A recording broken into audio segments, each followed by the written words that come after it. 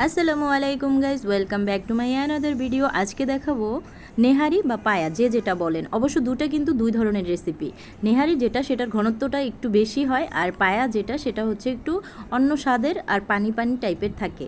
তো চলুন আজকে আমি নেহারি রান্না করে দেখাবো। এটা হচ্ছে সম্পূর্ণ অথেন্টিক ওয়েতে, বাবুর্চি স্টাইলে, ঘরে বসে রেস্টুরেন্ট স্টাইলে নেহারি রান্না করে নেওয়া যাক। চলুন তবে দেখে নেওয়া যাক এই রেসিপিটা কীভাবে বানিয়েছি। দেখুন এটা কতটা লোভনীয় হয়েছে। এর জন্য আমি এখানে 2 কেজি পরিমাণ পায়া নিয়েছি। পায়াগুলো সুন্দর করে পরিষ্কার করে ধুয়ে তারপরে পানি ঝরিয়ে এখানে নিয়েছি। তো এখানে তারপরে আমি মশলা দিয়ে দিব। এখানে পেঁয়াজ দিয়ে দিয়েছি 1 কাপ, রসুন বাটা, আদা বাটা দিব 2 টেবিল চামচ। প্রথমে রসুন বাটা 1 টেবিল চামচ, তারপরে আদা বাটা 1 টেবিল চামচ দিয়ে দিচ্ছি। কাঁচামরিচ দিয়ে দিচ্ছি 5-6টি, তেজপাতা দিয়ে দিচ্ছি 3টি, ছোটো এলাচ দিয়ে দিচ্ছি 4-5টি, বড় এলাচ দিয়েছি 2টি, স্টারেন্স দিয়েছি 2টি। এইটা হচ্ছে বড় এলাচ, অনেকে চিনেন না তাই দেখিয়ে দিচ্ছি। আর লং দিয়েছি 10টি, কাবাব চিনি দিয়েছি 7-8টি, দারুচিনি দিয়েছি 15 সেন্টিমিটারের মতো। এই যে ছোটো 2 টুকরা শুকনো মরিচের গুঁড়ো দিয়েছি 1 টেবিল চামচ, হলুদের গুঁড়ো দিয়েছি 1/2 চা চামচ, ধনে গুঁড়ো দিয়ে দিব 1 টেবিল চামচ, লবণ দিয়ে দিব 1 টেবিল চামচ,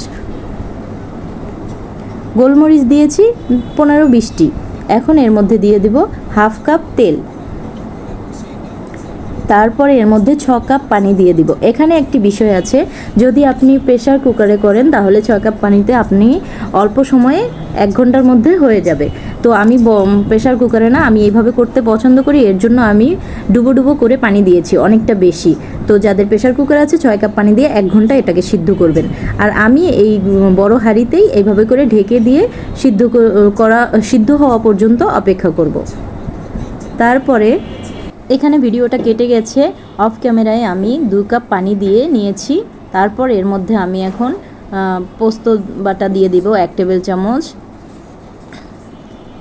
যে কোনো ধরনের বাদাম বাটা দেব 2 টেবিল চামচ। প্রথম 1 টেবিল চামচ দিয়ে এটাকে আমি একটু নেড়ে চেড়ে নিব।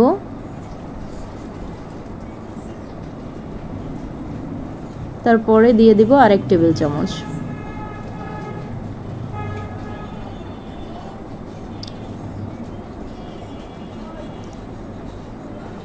দেখুন এখন আমি এটাকে সুন্দর করে নেড়ে চেড়ে ঢেকে দিব আবার সিদ্ধ হওয়ার জন্য। আমি এখানে 2 পিস পাউরুটি পানিতে ভিজিয়ে চিপে উঠিয়ে নিয়ে রাখবো। তারপরে এটাকে হাত দিয়ে মথে নিব।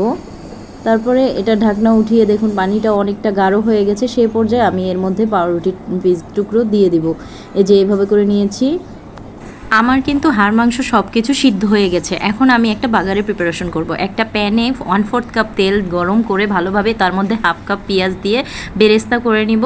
যখন এটা একটু হালকা বাদামি রঙের হয়ে যাবে তখন সে পর্যায়ে আমি কি করব, এর মধ্যে দিয়ে দিব রসুন কুচি 1 টেবিল চামচ। রসুন আর পেঁয়াজ যখন দুটোই একটু হালকা আর একটু গাঢ় রং হবে তখন এ পর্যায়ে দিয়ে দিব আদা 1 টেবিল চামচ, আদা কুচি। সব কিছু যখন হালকা বাদামি রঙের হবে তখন এ পর্যায়ে আমি দিয়ে দেব শুকনো মরিচ 6-7টি। এই শুকনো মরিচটা কোনো ঝাল আনবে না, কিন্তু ফ্লেভারটা দারুণ হবে। তো তারপরে বাগারটা সুন্দর করে হওয়ার পর এর মধ্যে আমি সেই নিহারির হাঁড়িটাতে ঢেলে দেব। দেখুন কালারটা কতটা সুন্দর আসছে। এখন আমি দেওয়ার পর এটাকে ঢেকে 5 মিনিট অপেক্ষা করব। 5 মিনিট পর এটাকে দেখুন কতটা সুন্দর লোভনীয় হয়েছে। তার মানে আমার নেহারিটা হয়ে গেছে। সমস্ত মশলা দেওয়া শেষ, সব কিছু করা শেষ। আমি এখন এটাকে চুলা বন্ধ করে 5 মিনিট অপেক্ষা করব। তো দেখুন এ পর্যায়ে এখন ঠান্ডা হালকা গরম আছে। এখন আমি সার্ভ করে নিব। দেখুন কতটা লোভনীয় আর সুস্বাদু হয়েছে। এইটা অবশ্যই বাসায় আপনারা ট্রাই করবেন। ট্রাই না করলে আপনারা বুঝবেন না যে অথেন্টিক ওয়েতে নেহারি রান্না করলে কতটা মজা হয়। যে কোনো কেউ আপনার এই নেহারিটা খাওয়ার পর প্রশংসা অবশ্যই করবে। তো আমার রেসিপিগুলো যদি আপনার ভালো লেগে থাকে অবশ্যই একটা লাইক, কমেন্ট, শেয়ার করবেন আর আমার পাশে থাকবেন। আর ভুল ত্রুটি হলে অবশ্যই ক্ষমা সুন্দর দৃষ্টিতে দেখবেন। আর আমার জন্য দোয়া করবেন, আর আমিও দোয়া করি আপনারা সবাই ভালো থাকুন। এই যে দেখুন কতটা ইয়াম্মি হয়েছে। যে কোনো ধরনের পরোটা, চালের রুটি এবং নান, যে কোনো ধরনের লাচ্ছা পরোটা এগুলো দিয়ে জাস্ট জমে যাবে এই নেহারিটা। একবার বাসায় তৈরি করেই দেখুন, পরিবারের সবাই আপনার প্রশংসা করার জন্য বাধ্য হয়ে যাবে। তখন অবশ্যই ধন্যবাদটা আমাকেই দিবেন। আরও সুন্দর সুন্দর রেসিপি দেখার জন্য আমার পেজে লিঙ্কগুলো দেওয়া থাকবে, অবশ্যই সেই ভিডিওগুলো দেখে নেবেন। আর আপনাদের সুবিধার্থে আমি উপকরণগুলো ডেসক্রিপশন বক্সে আবার দিয়ে দিব। তো আজ এই পর্যন্ত, আল্লাহ হাফেজ, সবাই ভালো থাকুন।